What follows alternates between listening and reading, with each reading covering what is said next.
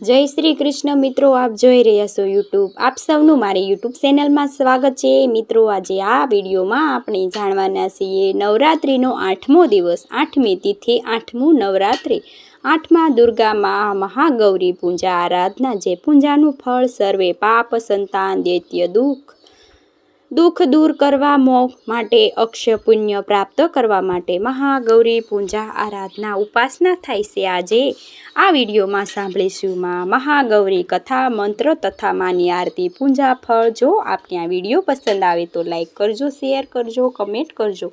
આપ આ ચેનલ પર પહેલી વખત જોઈ રહ્યા છો તો સબસ્ક્રાઈબ કરી લેજો, જેથી આવનારા નવા વિડીયોની માહિતી આપ સુધી તુરંત પહોંચી શકે. ધન્યવાદ.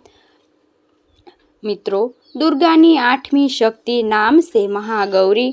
માને વર્ણન પૂર્ણ ગૌરી કે ગોર કે માટે પણ માને મહાગૌરી કહેવાય છે. ગૌરવ વર્ણનની ઉપમા શંખ ચંદ્રની સાથે કરવામાં આવી છે. કુંદના ફૂલ સાથે કરવામાં આવી છે. માની આયુ માત્ર 8 વર્ષની માનવામાં આવે છે અને માના સમસ્ત વસ્ત્ર શ્વેત કલરના છે. આભૂષણ આદિ પણ શ્વેત છે. માને 4 ભુજા છે અને વાહન છે વૃષભ. માની 4 ભુજાઓ ક્રમ અભયન મુદ્રામાં ભક્તોને અભય વરદાન આપી રહ્યા છે. મા હાથમાં ત્રિશૂળ છે, એક હાથમાં ડમરું છે અને એક હાથમાં મા વરમુદ્રા વરદાન પોતાના ભક્તોને આપી રહ્યા છે. આમ આ વૃષભ આરૂઢા 4 હસ્ત, અત્યંત શાંત અને અભય દેનારી મા શક્તિ પ્રદાન કરનારી છે. પાર્વતીના રૂપમાં ભગવાન શિવને પતિ રૂપે પ્રાપ્ત કરવા માટે મા કઠોર તપસ્યા કરી હતી. મહાદેવ સિવાય અન્ય દેવતાઓને મનમાં પણ વિચારી શકતા નથી. ગોસ્વામી તુલસીદાસજી અનુસાર પણ મા દેવી પાર્વતીને ભગવાન શિવને પ્રાપ્ત થાય છે તો હું કુંવારી જ રહીશ એવું માન વસન હતું. દુર્ગા પૂજાના 8મા દિવસે મહાગૌરી ઉપાસનાનું વિધાન છે. મહાશક્તિ અમોઘ શક્તિ સંધ્ય ફલદાયની છે. માની ઉપાસનાને ભક્તો દરેક કલમ એટલે કે પાપ ધોવાઈ જાય છે ત્યાં સુધી કે પૂર્વ સસ્યદાન પાપ હોય તે પણ નષ્ટ થાય છે. ભવિષ્યમાં પાપ, સંતાપ, દૈત્ય દુઃખ પાસે ફરતા પણ નથી. બધા પ્રકારની પવિત્રતા, અક્ષય પુણ્ય આપનારી અધિકારી મા ભક્તો બનાવી જાય છે.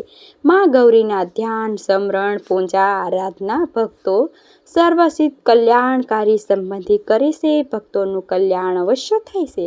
સદૈવ માનું ધ્યાન કરવામાં આવે છે અને માની કૃપા અલૌકિક સિદ્ધિઓને પણ પ્રાપ્ત કરાવે છે. મનમાં અન્ય ભાવથી એક નિષ્ઠાથી મનુષ્ય સદૈવ જો માના પાદરવિંદનું ધ્યાન કરે તો સર્વે પાપો નષ્ટ થાય છે. ભક્તો કષ્ટ કપાઈ જાય છે. માની ઉપાસના આ આંતરજ્યોત અસંભવ કાર્ય પણ સંભવ થઈ જાય છે. અંત માના શરણોમાં શરણ પ્રાપ્ત થાય છે. આમ કરવાથી સર્વ પ્રત્યે કરવો જોઈએ. પુરાણોમાં પણ મહાગૌરી મહિષાસુર આખ્યાન આપવામાં આવ્યું છે. માની ઉપાસનાને મનુષ્યોની વૃત્તિઓ સંત તરફ ગતિ કરે છે, સત્ય તરફ ગતિ કરે છે. માની ઉપાસનાની અસત એટલે કે અસત્ય આદિનો વિનાશ થાય છે. મા મહાગૌરી નાશ શક્તિ, ઐશ્વર્ય શક્તિ, સૌંદર્ય શક્તિ દેવી છે. મા મહાગૌરીની કથા પણ નિરાળી છે. ઘણી કથા શાસ્ત્રોમાં વર્ણવવામાં આવી છે. શાસ્ત્રોમાં અનુસાર મહાગૌરી દેવી પાર્વતીનું જ સ્વરૂપ છે માનવામાં આવે છે અને શિવને પતિ રૂપે પ્રાપ્ત કરવા માટે કઠોર તપસ્યા કરી હતી. એકવાર ભગવાન ભોળાનાથે પાર્વતીજીને જોઈને કંઈક કહ્યું કે જેથી દેવી મનમાં આહત થયા અને પાર્વતીજી તપસ્યામાં ફરી લીન થઈ ગયા. મા પાર્વતી કઠોર તપસ્યાને કારણે માનું શરીર એકદમ કાળું પડી ગયું હતું અને તપસ્યાથી પ્રસન્ન થઈને સંતુષ્ટ થઈ.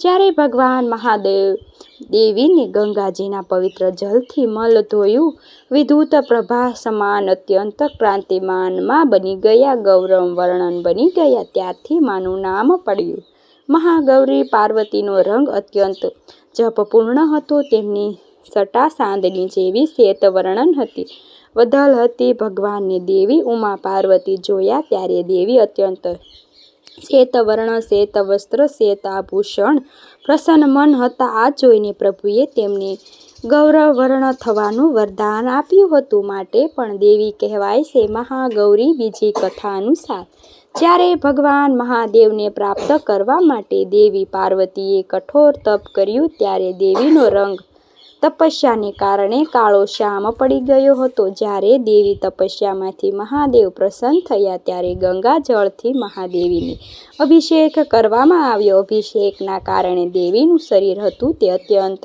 કાંતિમાન ગૌરવર્ણ બની ગયું. માટે કહેવાય છે કે મહાગૌરી રૂપમાં કરુણામય, સ્નેહમય, શાંતિ અને મલ દેખાય. મહાગૌરી અત્યંત સુંદર વર્ણનમાં ભગવાન મહાદેવીને મોહિત કરનારા હતા. દેવીના રૂપથી પ્રાર્થના કરતા સર્વે દેવીગણ ઋષિગણ પણ કહેવા લાગ્યા, સર્વમંગલ માંગલેશ્વર શિવે સર્વથા સાધિકે શરણમે ત્રંબકે ગૌરી નારાયણી નમસ્તુતે.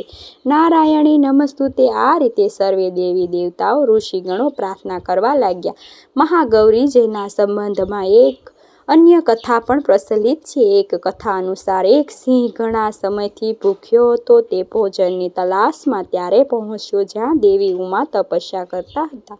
ભગવાન શિવને પ્રાપ્ત કરવા માટે દેવીને જોઈ સિંહ પણ ભૂખ્યો તરસ્યો. દેવીની તપસ્યા જ્યાં ચાલી હતી તે કઠોર તપમાં સ્થાન ઉપર રાહ જોઈને બેઠી ગયો કે ક્યારે આ દેવી ઊભા થાય અને પોતે તેનું ભોજન કરે.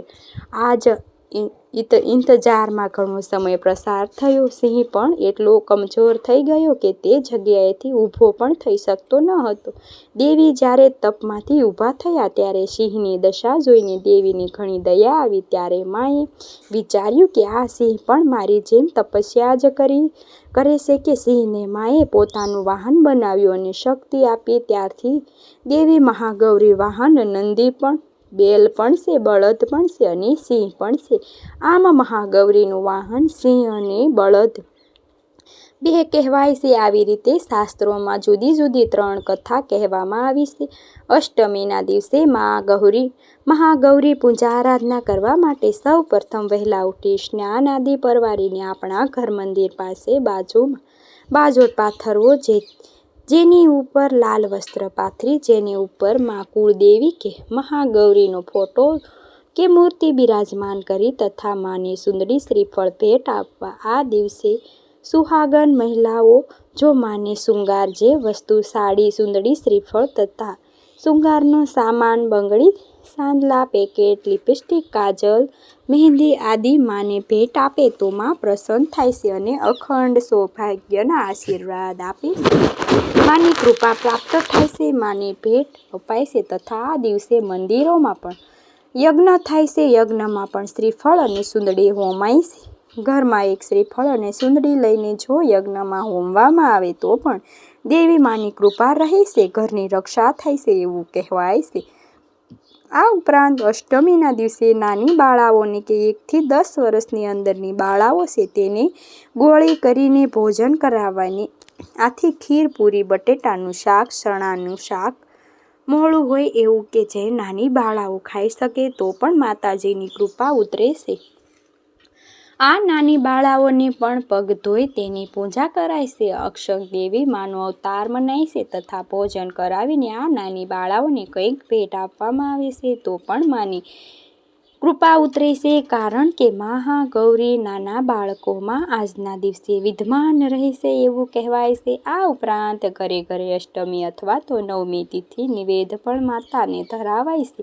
મહાગૌરીનું આ સ્વરૂપ આજના દિવસે ભક્તોને પૂજા આરાધના કરે છે. સર્વે પાપોને નષ્ટ થાય છે. જીવનમાં સુખ, શાંતિ, આરોગ્ય, સૌભાગ્ય, ભક્તિ પ્રાપ્ત થાય છે. તો મિત્રો આપણે સાંભળીએ મહાગૌરી મંત્ર તથા માની પૂજા વિધિ. મિત્રો મને આશા છે કે આપને વિડીયો જરૂર પસંદ આવ્યો છે. મને સાંભળવા માટે ધન્યવાદ. આપ સૌને મારા જય શ્રી કૃષ્ણ.